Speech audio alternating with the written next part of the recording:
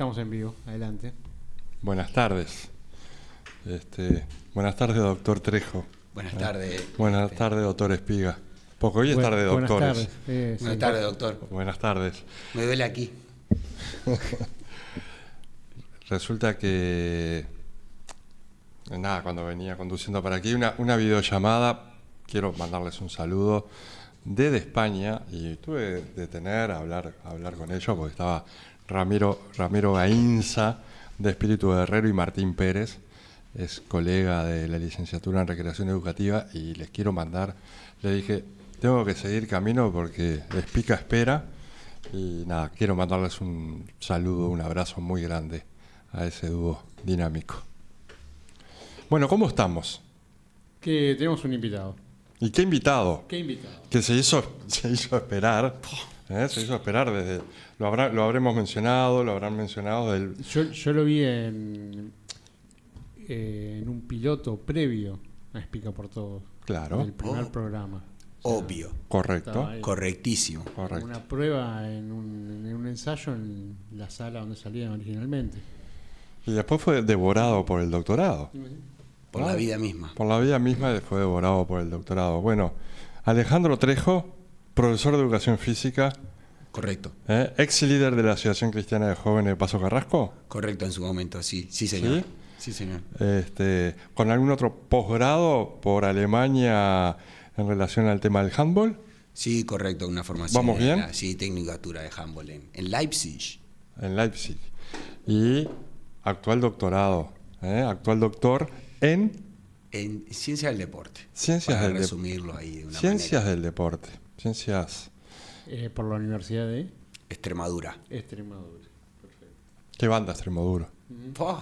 No sé si...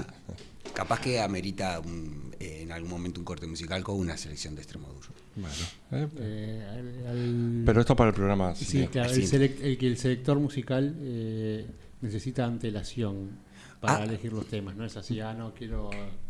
No está necesitado. Milongas extremas. Hace, ¿no? Milongas extremas. Sí. Claro, Milongas extremas hace covers. Hace covers. Sí, tal cual. Bueno, bienvenido. Gracias, es un placer. Demoramos, pero venimos acá, ajustamos los tiempos, dijimos, es ahora. En realidad era el jueves pasado, pero el mundo académico me hizo cambiarlo un poquito, por una semana más. Era el jueves pasado, pero cambiamos para hoy.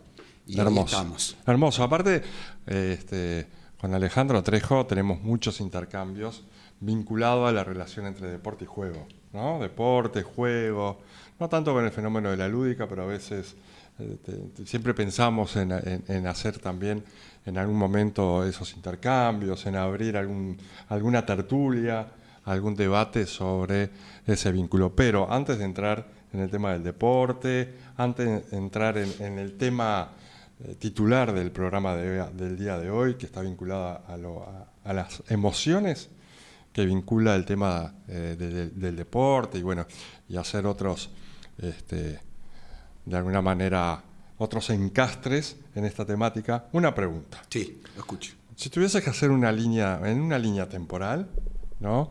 ¿Dónde ves tu primer vínculo con el deporte y cómo en esa línea temporal llegas al doctorado en Ciencias del Deporte? Con el deporte que me asoció a la línea doctoral, en el 91 cuando ingresé al ISEF, y coyunturalmente nos inscribimos a jugar un campeonato federal de handball, porque cuando fuimos a inscribirnos a la Federación Uruguaya de Hockey había vencido el plazo de inscripción para el torneo. Así que en un momento aquel equipo de estudiantes de educación física y amigos de ese grupo de estudiantes de educación física iban a optar por el hockey. Correcto. Yo me estoy enterando ahora de esto, ¿no? Ya no lo recuerdo, pero... Es así, fue así. Nos juntamos y dijimos, vamos a hacer un deporte juntos. Los que éramos todos estudiantes de educación física, algunos nos conocíamos de antes y otros nos conocimos ahí. Entonces dijimos, no me acuerdo cómo fue que salió la opción de hacer algún deporte distinto y fuimos a hacer hockey. Y bien distinto. Bien distinto. Porque un palo de hockey, no sé quién de ustedes lo habría tocado en su vida, el palo de escoba tampoco. Pero ¿Por qué hockey? ¿Recordás algo de por qué hockey? Nada. No recuerdo de por qué fue la opción, sí que fue algo distinto. No es la primera vez que lo comento, la anécdota, pero me llega un momento que dudo, inclusive ahora que la voy diciendo, me escucho, digo, habrá sido sí real, pero yo me acuerdo que fuimos a la Federación de Hockey y me acuerdo de haber visto a la Federación de Handball al lado, porque están al lado. En la Casa de los Deportes. La Casa de los Deportes es un edificio que queda en la Ciudad Vieja, Soriano 982. Ahí va. ¿Tá? Entonces tenés que entrar a ese edificio, que es una puerta grande, como siempre, y te dicen al fondo, subir la escalera, entonces vas, subir la escalera, pero la escalera normal se transforma en una pequeña escalerita del Tillo que sale a la azotea del edificio. Entonces en la azotea del edificio hay distintas hay como 3 puertas, creo, y la primera es de hockey, y puerta por medio están los baños, y puerta por medio está la de handball, que era la última, allá atrás. Tengo el recuerdo porque a nosotros nos pasó similar. En realidad lo que nos pasó era por pobres, nos pasó. Queríamos federarnos al fútbol de salón. Pero, ¿viste? Al fútbol sala. Estamos igual, tenemos un inicio igual. Salía muy caro, claro. Había que pagar mucho por mes, Claro. y no nos daba. ¿Qué es barato? Y bueno, el handball, y nadie había jugado al handball. Había uno que, yo jugué una vez, no sé qué, está bueno. Fue todo. Y bueno, dijimos, vamos ahí. Lo sé de primera mano que ninguno había tenido contacto con el handball. Ni lo que fue en su momento el equipo de la Resaca, ni lo que fue. Buceo, ni lo que fue el equipo buceo. Tuvimos varias cosas en común con el buceo. Esa fue una. Nos terminamos. Al final entramos por eso. Para responder a tu pregunta, es el primer vínculo con el deporte o con una manifestación del deporte fue en 1991 a través de un equipo de handball que institucionalmente representábamos al ISEF, pero coloquialmente éramos la Resaca. Ese era el nombre.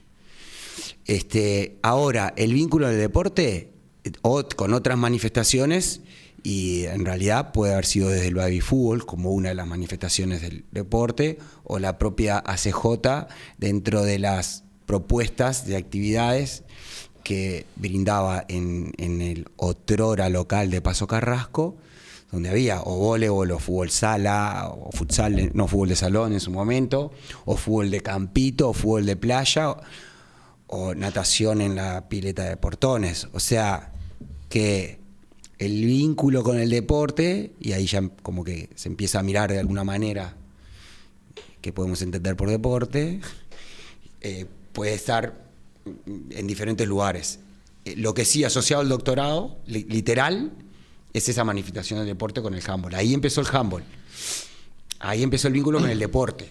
Ahora, el deporte, desde el punto de vista académico, el vínculo academia, investigación y cruzarlo con deporte, ya es más cercano al tiempo. Ahí ya es 2010, 11, 12, donde hice un proyecto de investigación, o caramba, dentro del Instituto Universitario de Asociación Cristiana de Jóvenes, que nos financian el proyecto para analizar el rendimiento deportivo en handball.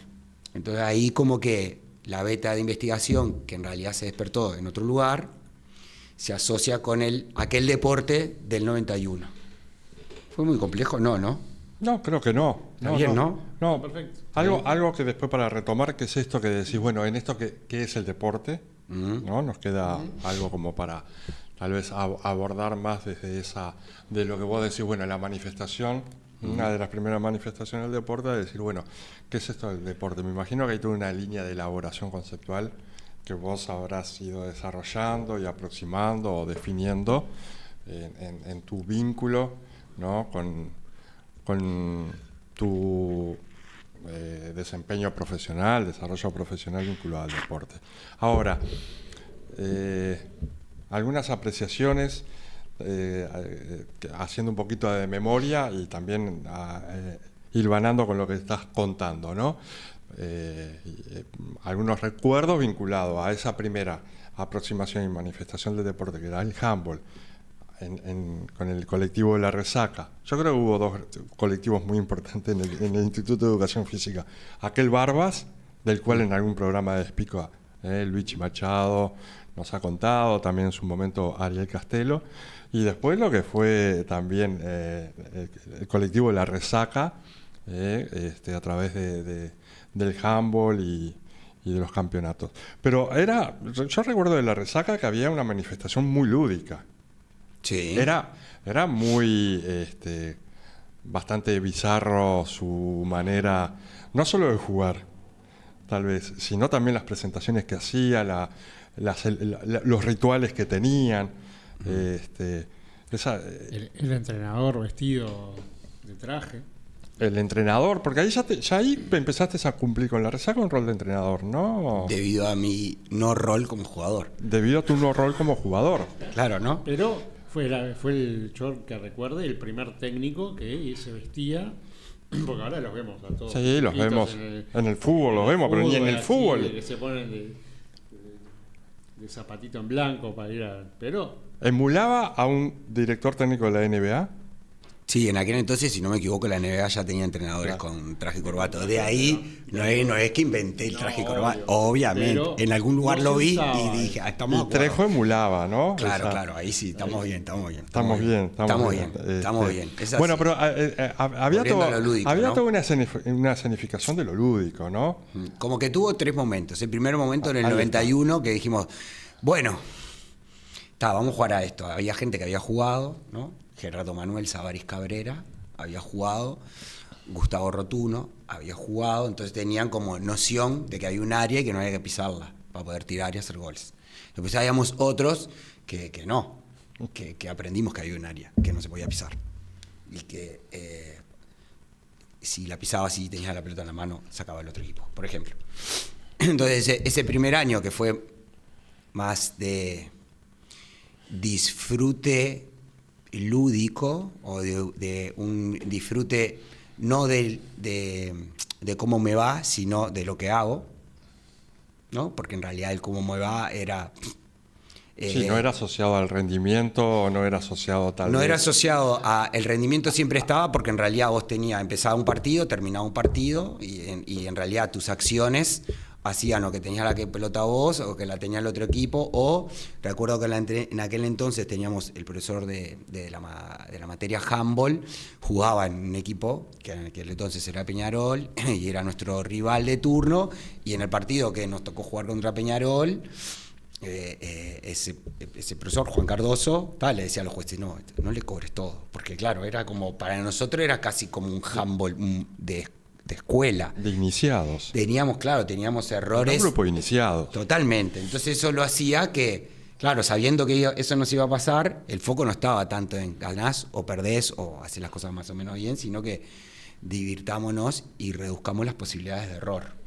Eso sí, las consecuencias o dentro del contexto que para ingresar a educación física había como que sortear unas pruebas que estaban asociadas a tu capacidad de realizar actividades físicas, y el desarrollo de la carrera también estaba asociado a un alto volumen de actividades físicas, hacía que nuestro desempeño, rendimiento físico era a veces igual que el de otros equipos. Lo que sucede que no era solo correr, sino respetar un reglamento, pero la parte de correr la llevábamos bien, el primer año.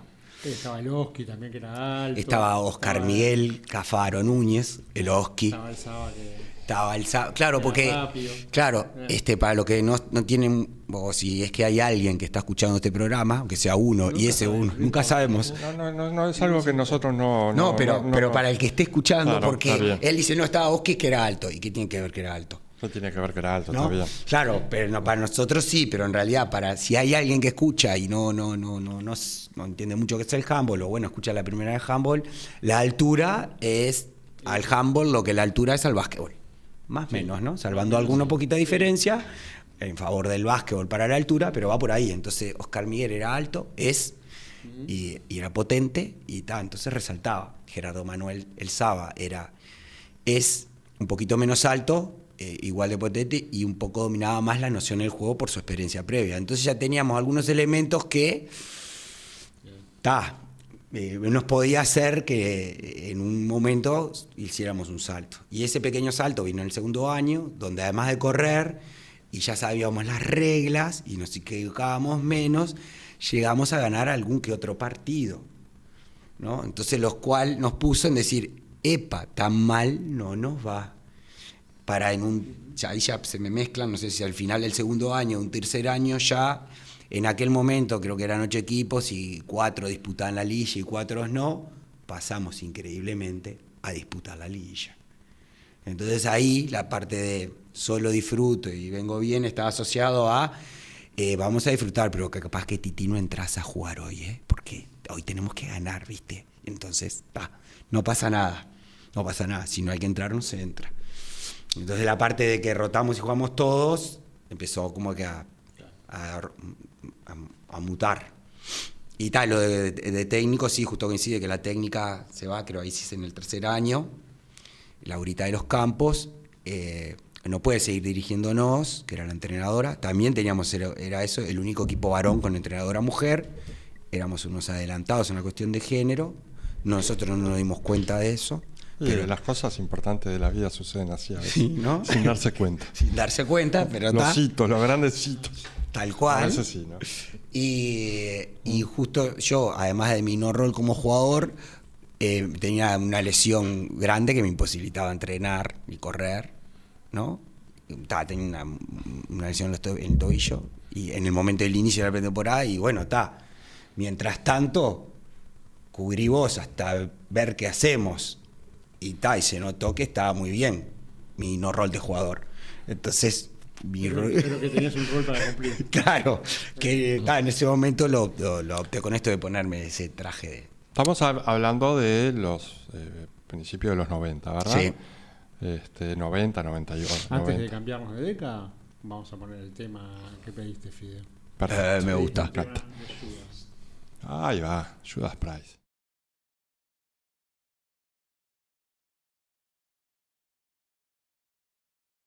Muy bien, volvemos. Haciendo un poquito de síntesis de esta primera parte. Simplemente para identificar un componente. Como que en ese momento de juego de handball de la Resaca había como el foco en esto, ¿no? En el disfrute del juego por el juego. Esa dimensión que había realmente como de realizar ciertas acciones, ¿no? Por la vestimenta del DT, por los rituales que tenían antes del partido, que era como una cosa muy rara para quienes los equipos que venían jugando handball, ¿no? Había como eso medio subversivo en relación a ciertas manifestaciones, y después hay un corrimiento a esto más de lo competitivo, más que empieza a importar el resultado, ¿no? Hay una progresión hacia ese lugar. ¿Está bien un poquito esta síntesis? Sí, está bien, vamos bien. Vamos bien. Y con esto vamos un poquito tal vez al nombre del programa del día de hoy, que lo estábamos un poquito reformulando y quedaríamos como... El título podría así llamarse, o decir algo así como el juego y el deporte. 2 puntos. La emoción en juego. La emoción en juego. Bien. En estos debates que veníamos, yo traje un libro de Daniel Vidart. El libro se llama El juego y la condición humana. Aborda obviamente varios capítulos vinculados específicamente al juego, al ritual del juego. Pero hay un capítulo que es el capítulo 8, que es el deporte o el antijuego. ¿Vos crees que el deporte es un antijuego? No. Bien. ¿Por qué? ¿Y cómo conceptualizarías el deporte? ¿No? Porque hemos tenido algunos programas que hemos abordado acá aspectos vinculados al juego, pero creo que es la primera vez que vamos a abordar algunos aspectos vinculados al deporte. Entonces siempre está esta cuestión y tensión. El deporte ya no es un juego, el deporte tiene componente del juego, o el deporte es un antijuego, ¿no? Hay muchas posturas al respecto. Evidentemente que el deporte y el juego tienen algunas cosas en común. De hecho, no es casualidad que hayas elegido la canción Judas, que tiene en varias partes de la misma una frase que es breaking the law, rompiendo las reglas. Entonces, el juego y el deporte tienen, en realidad siempre, aunque a veces queda difuso, sobre todo en el lado del juego, reglas a respetar. Entonces, de ese lugar aparecen semejanzas y aparecen cosas que lo ponen en ciertos momentos en las antípodas de cómo una cosa puede ser juego o deporte. Porque si le preguntás a un niño que está en la playa con 2 montoncitos de arena y son 5 de un lado, 3 del otro, y una pelota de cualquier material cerca del agua, o sea que a veces la pelota no rueda más, le preguntás qué están haciendo y te van a decir jugando al fútbol. Y le preguntás a Suárez, para poner a alguien que aún sigue desde el 2010 en la selección o está dentro de los convocados, qué es lo que hace él los domingos o cuando lo citan a jugar por el Miami, él va a decir: yo juego al fútbol. Y si mirás, son cosas diferentes, aunque tienen reglas que son iguales. Por ejemplo, no se puede tocar la pelota con la mano. Similares, tal vez. Sí, no, es igual, no se puede tocar la pelota con la mano. El similares empieza en hay que hacer que la pelota ingrese en una meta para que esa acción se denomine gol. Ahí entra lo similar, porque la meta empieza a cambiar. Pero también es decir, yo comparto contigo esto.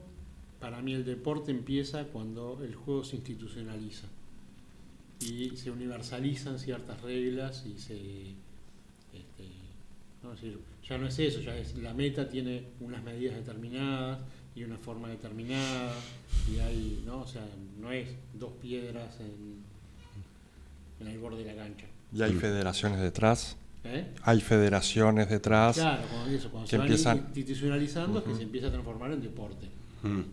Cuando hay algunas... Hay una opinión. No, vamos bien. En realidad, o sea, podemos estar de acuerdo en muchas cosas. Hay algunos aportes, algunos autores que capaz que ayudan a no sé si a entender la palabra, pero a visualizar por dónde va el deporte o por dónde puede ir. Entonces, algunos autores, por ejemplo, Antón, que es un español que se dedica sobre todo al handball, pero... ¿Antón Pirulero o no? Pues capaz que sí, nunca supe el segundo apellido de él, pero es Juan Antón. El segundo apellido puede ser Pirulero, pero no lo creo. Y él manifiesta, trayendo también a otros autores, que el deporte se presenta en 4 ámbitos. El deporte se presenta, se manifiesta en 4 ámbitos. El ámbito educativo, el ámbito de la salud, el ámbito recreativo y el ámbito de competición o rendimiento. Ahí entran palabras que son como que iguales. Entonces, cuando algunos autores dicen el deporte se manifiesta a él, entonces todo lo que pase en cualquiera de esos ámbitos y tenga similitudes es deporte. Entonces, pareciera que no habría discusión que los niños en la playa, recreativo, deporte, y Suárez en su club, competición o rendimiento, deporte. Lo que sucede es que hay diferentes ámbitos, entonces eso hace que el deporte se adapte o se modifique a ese ámbito. Pero ahí entra un poco lo que vos decís, ¿qué va primero? ¿El juego que se transforma en deporte o el deporte que se adapta y se transforma en juego? Según Huizinga, todo nace primero como juego. Pero... Estoy bastante de acuerdo con él, ¿no? Porque en realidad ese es... también hubo un programa hace poco que nuestro colega Gastón Gioia hizo en Emisora del Sol. Se puede hacer a quien le mandamos saludos. Le mandamos saludos, que seguramente no lo está escuchando ahora, pero después se graba, se los grabamos y se los mandamos.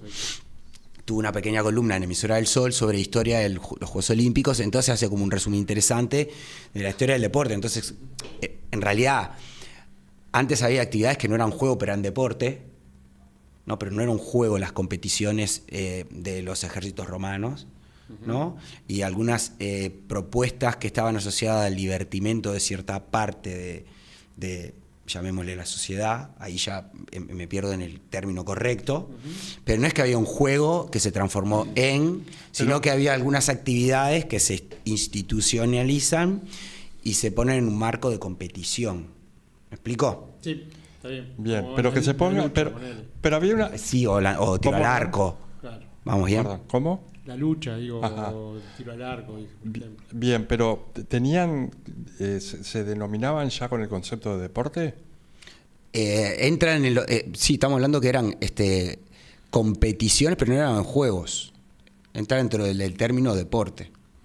Digo, porque también los juegos, hay juegos competitivos que son juegos y que son manifestaciones también lúdicas, Bien. que tienen ese componente de agonal de alguna manera. Sí. Les pregunto honestamente, profesores de educación física, que seguramente han pensado sobre esto. Este es un programa honesto, Honesto. Este es un programa honesto. Honestas, digamos.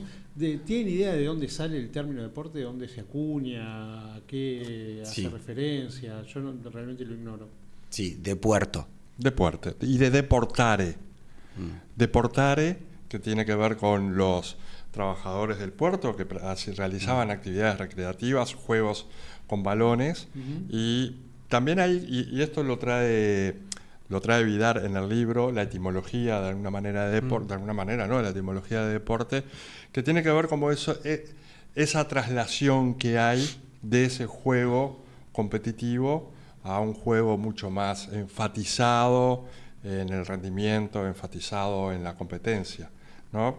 Y bueno, es como, pero algo que acordamos y encontramos en común que tiene que ver con el puerto, ¿no? Sí. Prácticas que se realizaban en los puertos, que realizaban los trabajadores en los puertos. En su tiempo libre. En su o tiempo de libre. ocio, ahí ya entramos en otro ámbito que En su tiempo de recreo, sí. ¿no?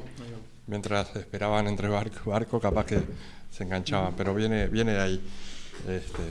¿Y saben cómo de dónde se acuñó, digamos, cuándo se le empezó a llamar así a ciertas prácticas? Eso, que no sé, me imagino... No, tendríamos que... Después el deporte como se conoce hoy en día, ¿sí? El concepto de deporte moderno, la historia del deporte moderno, sí está asociado bastante más a lo que es la manifestación en el ámbito del rendimiento.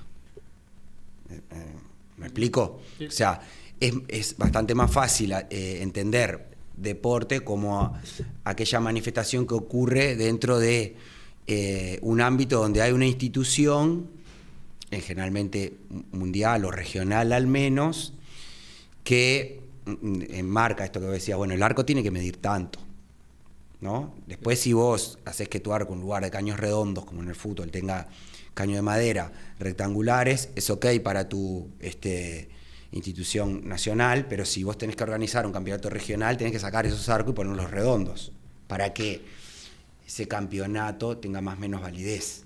Más o menos no, tenga. Ahí donde digo que se van institucionalizando. Claro, está bien. Hay un autor que se llama... Internacionalizando, tal vez. Sí, hay un autor que se llama Parlevas, que en realidad desarrolla toda una clasificación de la actividad motriz o del movimiento en términos de conductas motrices y clasifica y trae esto según el tipo de conducta motriz y su vínculo con otro, ¿no? O sea, es psicomotriz o sociomotriz, o sea, yo me vinculo con otro, sociomotriz, o no me vinculo con otro, psicomotriz, con otro participante de la actividad, ¿no? Otro y otra, pero otro es el participante. Esa es como primera distinción, y después sí empieza como según el nivel de presencia de la institución y el peso de las reglas, y esto no tiene nada que ver con la competición, se llama deporte o juego competitivo, por ejemplo, o juego cultural, ¿no? Juego, empieza como, hace como una escala de grises en empezar a diferenciar los mismos comportamientos donde encajan en uno y otro. Eso hace que algo sea deporte, todo lo que sea institucionalizado, y otras cosas no.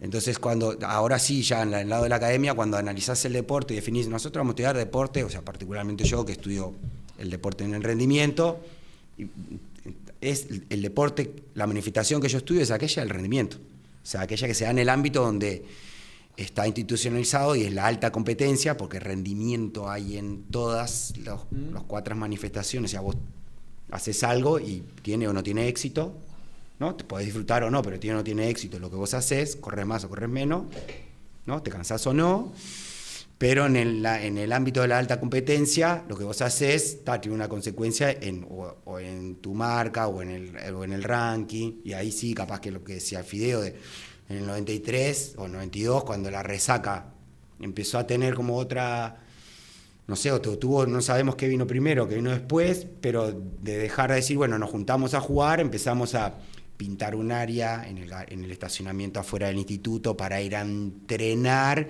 en un espacio similar al que después íbamos a jugar, para tener una noción más o menos real de las acciones nuestras, porque si no entrenábamos en una cancha de básquetbol, o un poquito más chica, que no tiene nada que ver con una cancha de handball.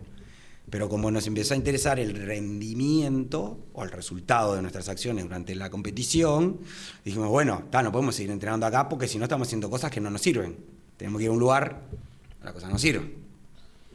Entonces ahí es donde empieza a jugar esto de según el ámbito donde estés, la importancia que le das a las cosas que haces vos antes de ese momento del partido o después. Voy a poner una canción. Me gusta. De aquella época donde jugábamos al handball. Me gusta.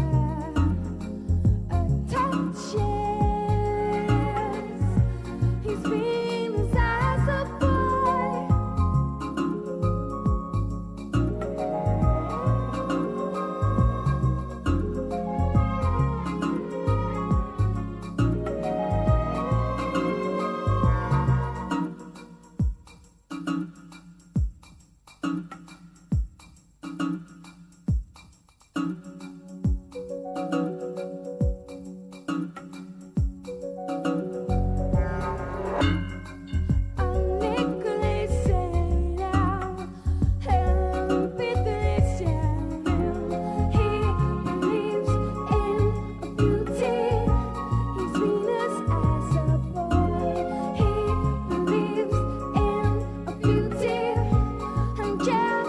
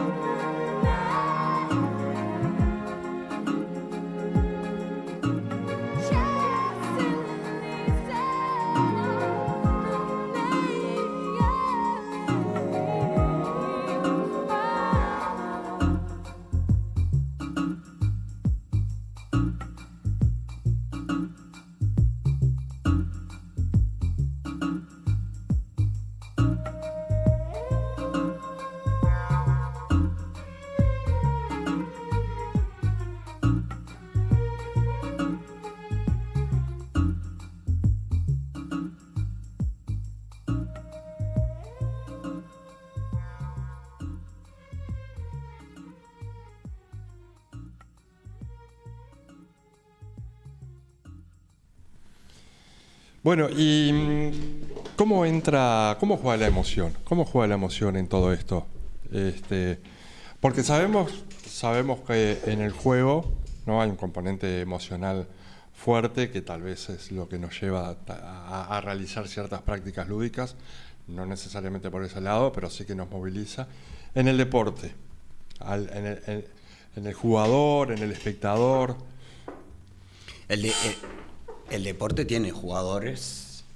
El deporte, enganchando con la versión anterior de definición que implica que haya una institución, ¿no?, una federación internacional, una competencia mundial, ese ámbito tiene claramente o tiene con mucha presencia el que practica el deporte, o sea, el jugador, ¿no?, que a mí, hago paréntesis, ahora pues te voy a decir por qué, el jugador, el juez, el técnico, los oficiales de mesa, porque si alguno de esos falta, no se realiza el partido, no hay competición, ¿no?, más allá del escenario, y además entra también en juego el espectador, ¿no? Entonces hay un psicólogo español que dice que el deporte es atractivo porque emociona y es cuantificable. ¿Y es? Cuantificable.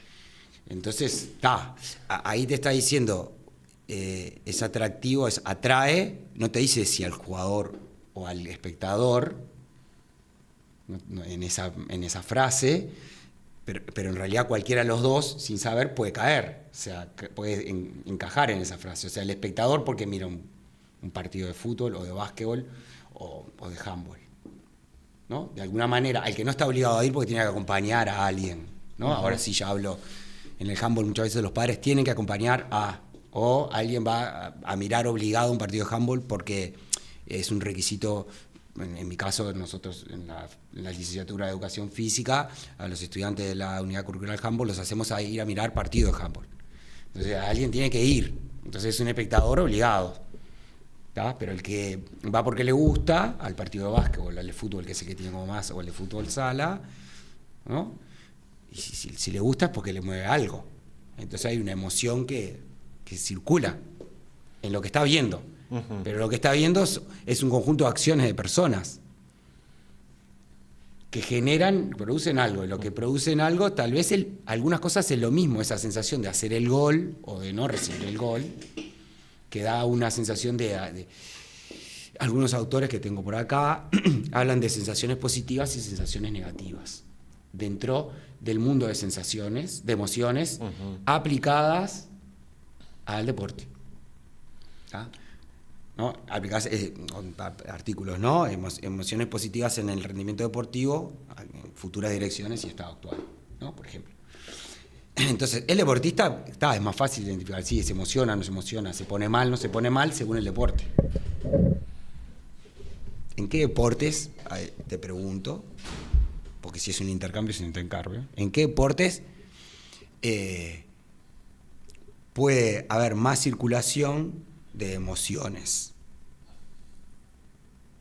¿O qué deportes podrían tener, por su estructura, alguna posibilidad de que circulen menos emociones? ¿A qué te refieres con la palabra circulación? ¿Que movilice? Sí, movilice emociones positivas, emociones negativas. Intuitivamente diría que los deportes colectivos estimo que movilizan mucho más emociones que tal vez los deportes individuales. Sí, me falta, si nos ponemos en el rol en el que casi que vine, como un doctor, alguien que estudia un poco más. Viniste en ese rol. Entonces que necesita tener un fundamento, me falta fundamento científico, o sea, no tengo estudios que me corroboren más o menos emociones, pero razono del lado lógico igual que vos. Uh-huh. Y ¿por qué el deporte colectivo tendría más mezclas de emociones? Solo por el concepto colectivo. Sin embargo, te diría que miro tenis y también me moviliza mucho a nivel emotivo. Empatizo y me moviliza también. Entonces, no sabría responderte exactamente si uno y el otro, y tal vez tener alguna evidencia más que la mía como mero espectador de un deporte individual o un deporte colectivo, qué sería lo que circule o movilice más emociones. No lo tendría claro. Simplemente en esto que me da, no sé, por las hinchadas tal vez, pienso en los espectadores, pienso en las hinchadas que tal vez, volviendo al ejemplo del tenis, no tiene tantas hinchadas como sí tienen los equipos de fútbol, entonces... Tiene hinchada. Sí que la tiene, pero ¿Pero no... qué es lo que no tiene? ¿Qué es lo que no tienen? No lo sé. Y el tenista no tiene la hinchada del fútbol porque el reglamento del tenis se lo prohíbe. Claro, bueno, está más allá que en las interrupciones que se dan en el juego, hay como, bueno, pueden expresar ese fervor y pueden expresar esa preferencia por un deportista, ¿no? Pero respondeme, a ver, eso, me quedo con la curiosidad, me despertaste la curiosidad al respecto. En realidad, ahí voy como una explicación. Buenas tardes, estimado. Llegó el otro doctor, faltaba el... Entró en calor. Entró. ¿Puedo entrar? Sí, ya. Radio Verdad. Ya te mencionamos. Qué lindo, Neo. Te venía escuchando. Estaba esperando que me mencionaras. Pero te mencionamos, ¿no escuchaste cuando te mencionamos al principio? Estamos ante este interrogante. Sí, la parte sí, claro. Escuché sí. Ah, está bien. Escuché sí, con el periodo fundacional de la resaca. ¿Cómo no? Bien. Te sumás brevemente, te sumo a que estamos en este punto que es concreto. Las emociones en el deporte y en el juego, sobre todo en el deporte, y la pregunta que le hice a Fideo es, ¿hay alguna diferencia entre los deportes en términos que generen más o menos emociones o diferentes? Y tal, el Fideo dice, sí, me parece que capaz que el deporte colectivo puede hacer que circulen más tipos o más mezclas o más variantes de emociones o más chances que en el individual. Y la pregunta dice, mirá, yo desde el punto de vista científico no tengo el dato, ¿no? En mi rol de doctor no tengo el dato, en mi rol de charla con ustedes, acuerdo por un hecho vivencial experimental. O sea, yo vivencio el deporte colectivo. Entonces, en el deporte vivencio porque trabajo como entrenador de un deporte colectivo, además de que lo estudio desde el punto de vista académico, que no tiene nada que ver con la emoción, ¿no? Estudiarlo no tiene nada que ver con la emoción, pero dirigir, sí. Entonces ahí, las posibilidades de que emerjan emociones positivas o negativas, que eso sí, el mundo de la psicología tiene como una clasificación, yo que sé, ansiedad, negativo, ¿no? Disfrute positivo, por ejemplo, ¿no? Entonces, la posibilidad de que emerja una u otra en un deporte colectivo es mayor, porque yo, si estoy en el tenis, puedo tener la ansiedad de convertir o no el punto, depende de mí. Pero si estoy en un partido de dobles, ya no depende solo de mí. Entonces, si la oportunidad de convertir el punto la tiene mi compañero y falla, ¿no? El error de mi compañero incide de alguna manera, depende de mi capacidad para manejar la emoción, en mi ansiedad de que el punto aparezca o no. Si eso lo multiplicas por 6 en un partido de handball, o 7 incluyendo al portero o al golero, aumenta la posibilidad de que yo tenga que manejar la frustración que no es mía, sino que es colectiva, pero que al otro se le cayó la pelota. Ahora entiendo más el concepto de circular emociones, de cómo circulan. Que me resultaba un poco abstracto, ahora lo puedo como... Cuanto más integrantes se reparte la responsabilidad y la emoción negativa ante una falla, ponele, es menor para cada deportista. Sí, más allá de que para quién es más o para quién es menos, todos van a tener que saber lidiar con que hubo un error o que teníamos que hacer el punto y ahí no pudimos. Sí. O sea, sí. En realidad el colectivo tiene que reaccionar a... Sí. ¿No?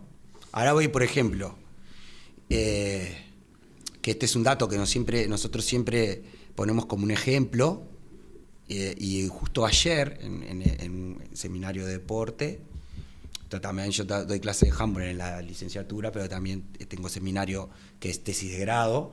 Entonces justo ayer un estudiante trajo una anécdota, que nosotros siempre lo decíamos como anécdota, y lo que él trae parece verdad. El deporte de alto rendimiento es cuantificable, decíamos. Todos los deportes son cuantificables, en el alto rendimiento es hiper cuantificable porque necesitas, cuanto más datos tengas, más chances de éxito tenés. ¿Tá? Entonces los dispositivos GPS, que son estos chalecos que vemos en los jugadores de fútbol, lo que hacen es anotar lo que un jugador de fútbol hace en la cancha. Anota porque se llama anotacional, de anotar. Anota automáticamente, pero lo anota, o sea, va de acá hasta allá y lo anota. Y ese tipo de anotación, esa distancia, ¿no? En función del tiempo, los software actuales ya te hacen la otra anotación, o sea, te calculan la velocidad. Si el tipo estaba acá a tal hora y está allá a tal otra, 10 movimientos por segundo, o sea, muchos datos. Entonces, si recorre esto y pasó este tiempo, esta es su velocidad, no sé qué, Eso se traduce que vos tenés de los futbolistas, no solo lo que vemos generalmente, que es Cavani corrió tantos kilómetros, Jiménez, todos esos datos que vemos, sino que para los que estamos del otro lado hay datos más importantes que eso, sino que es, decime cuál fue su máxima velocidad alcanzada. O sea, yo quiero saber cuál es la máxima, el perfil de mi futbolista para saber qué tengo que mejorar, o cuál es mi perfil para saber a qué puedo jugar, porque si la máxima velocidad es tal, capaz que mi modelo de juego no puede ser ese, porque ese es mi perfil de jugadores. ¿Está? Entonces, el dato que te da el GPS está asociado a una acción de juego. Sí. Esa acción de juego, según lo que venimos hablando, está asociada a una emoción, ¿no?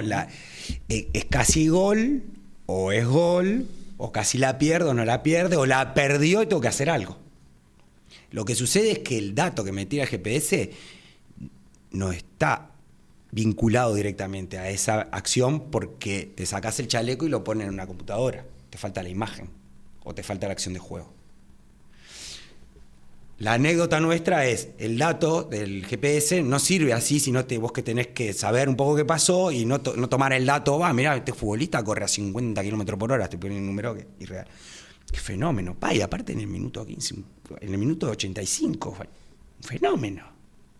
Claro, en el minuto 85 hicimos el gol y ganamos.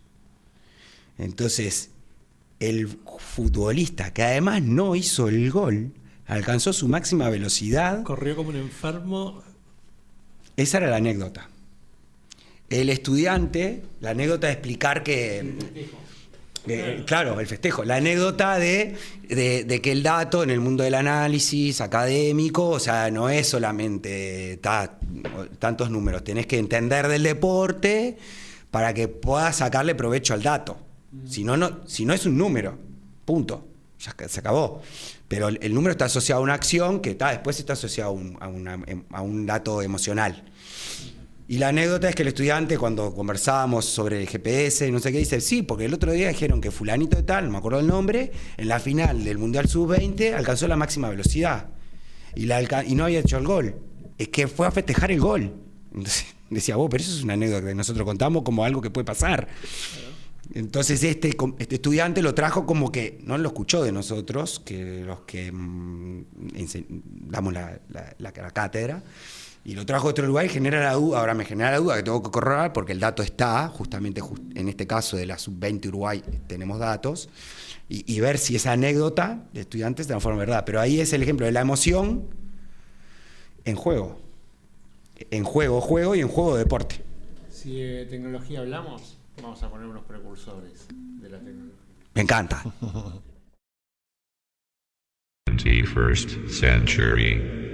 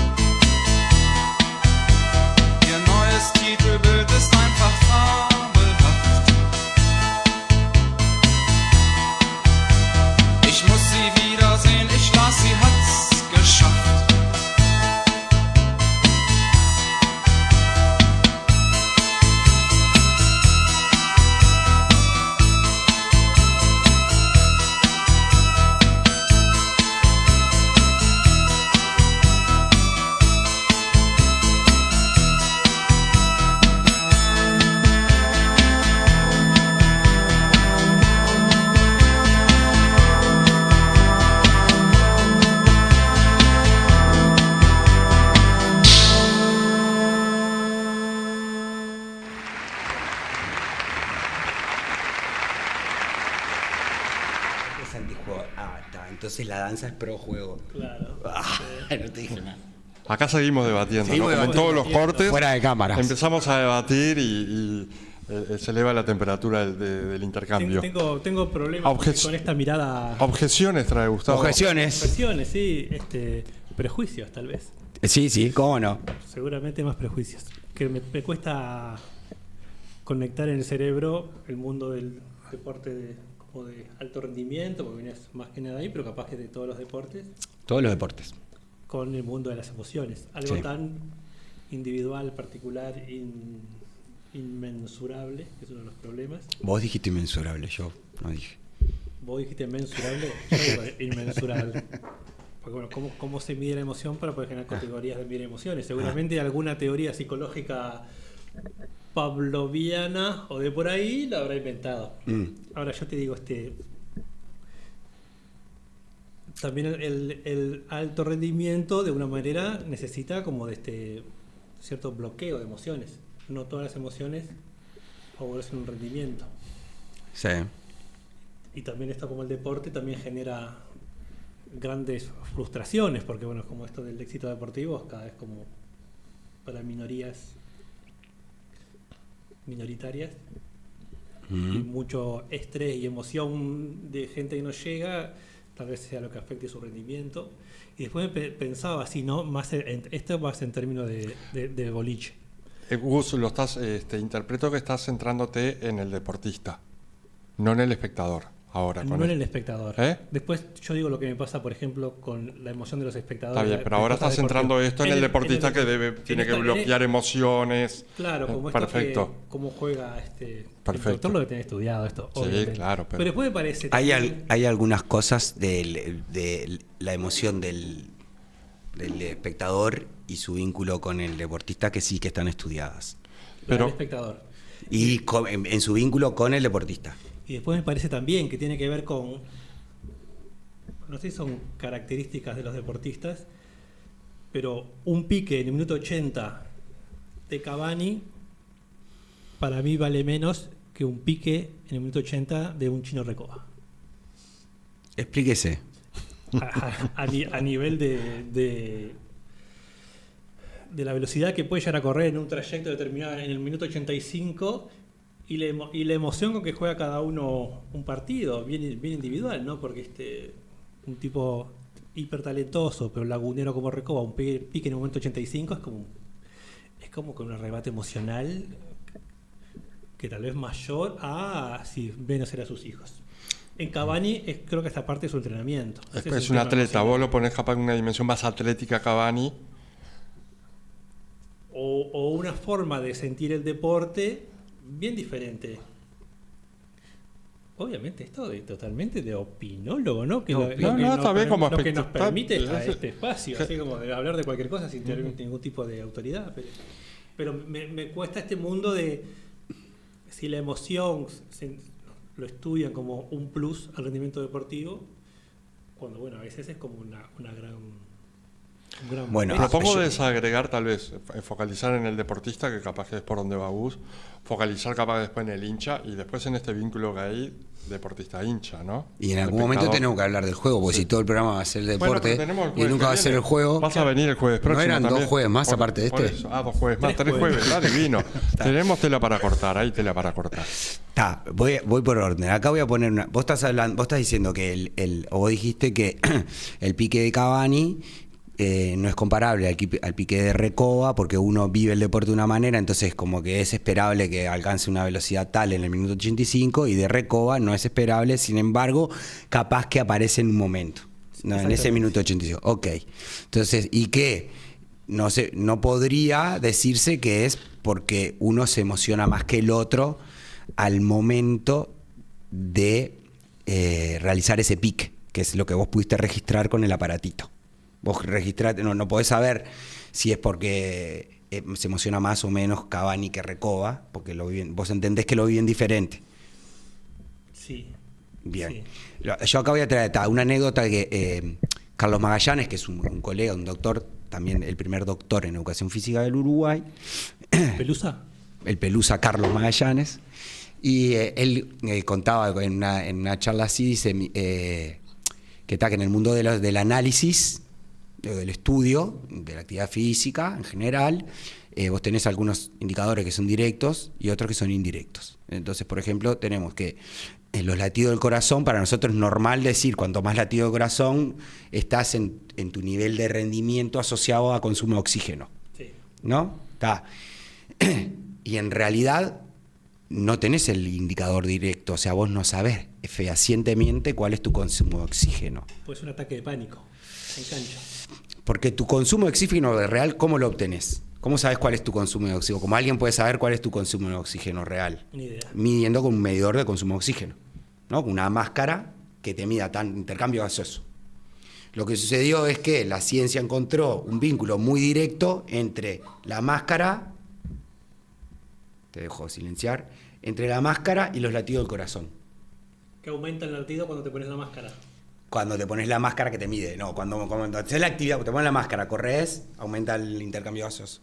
Entonces, las pulsaciones son un indicador secundario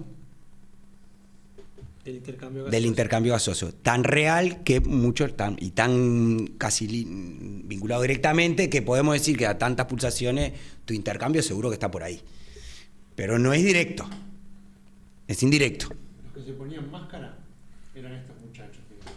Ya, bueno, los latidos del corazón son un indicador secundario de nuestro consumo de oxígeno.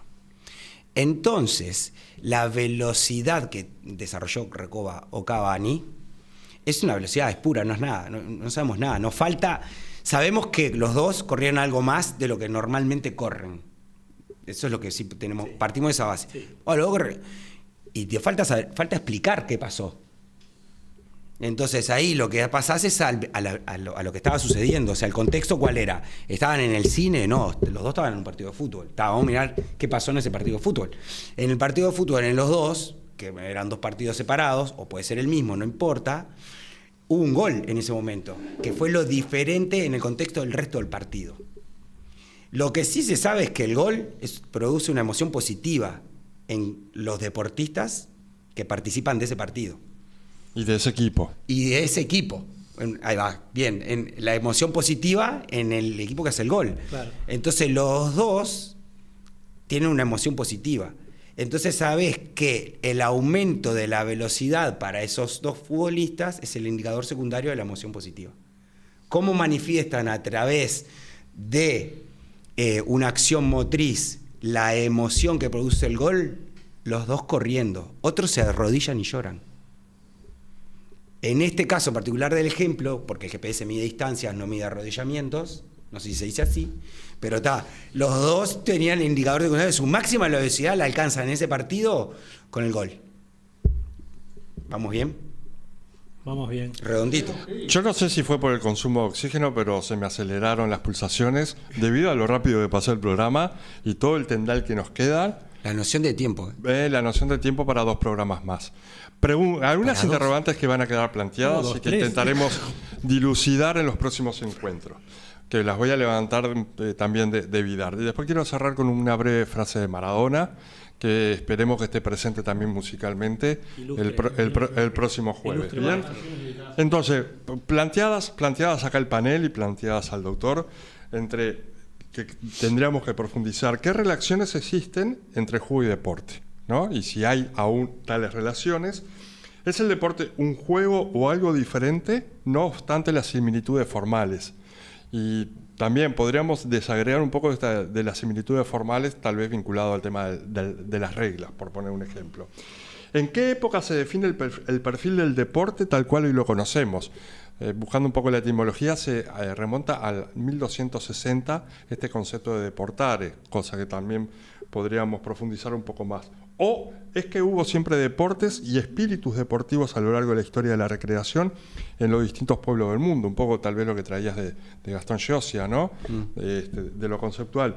¿Existen relaciones genéticas entre trabajo y deporte, como lo proponen algunos autores? ¿O el deporte es, pese a sus rigores, una cosa distinta del trabajo?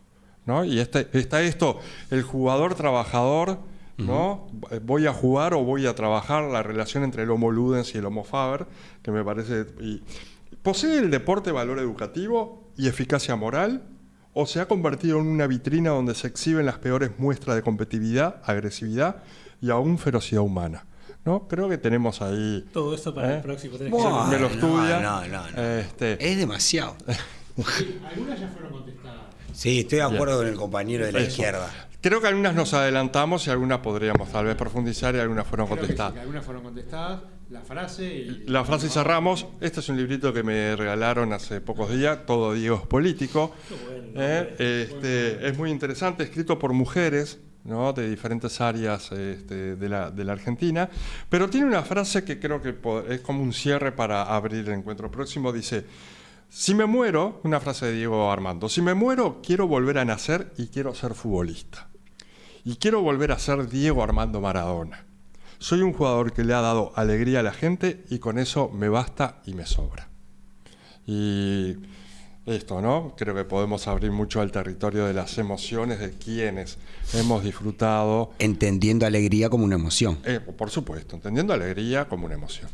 Y en honor al Diego, entonces, mandemos a nuestro querido Charly García rezando por él. Y con esto nos despedimos, amiguitos. Bueno, gracias Alejandro Trejo, No a la orden. doctor. Bueno, un año menos.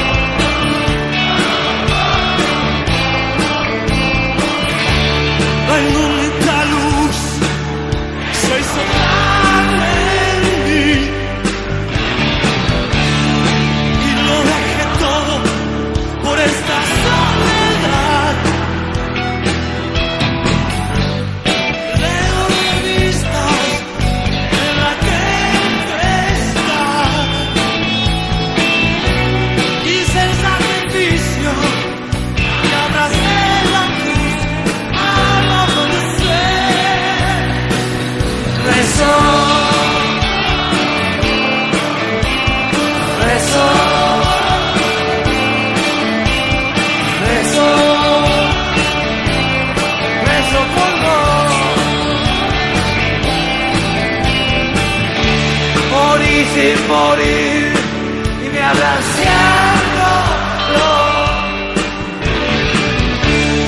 y lo dejé todo por esa soledad. Video revistas en la tempestad, mi cuerpo se cae, solo veo la cruz al amanecer. Rezo, rezo,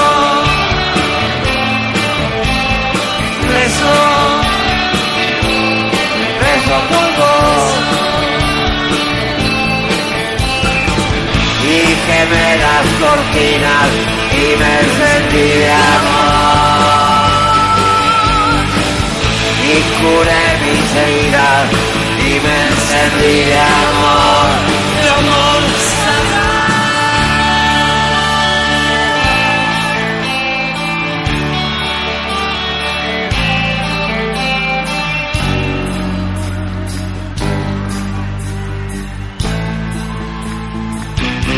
Y entonces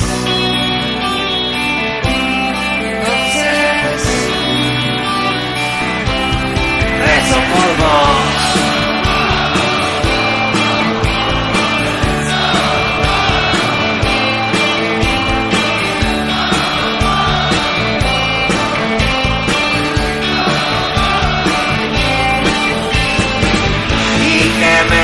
Cortinas y me sentí de amor y curé mis heridas y me sentí de amor.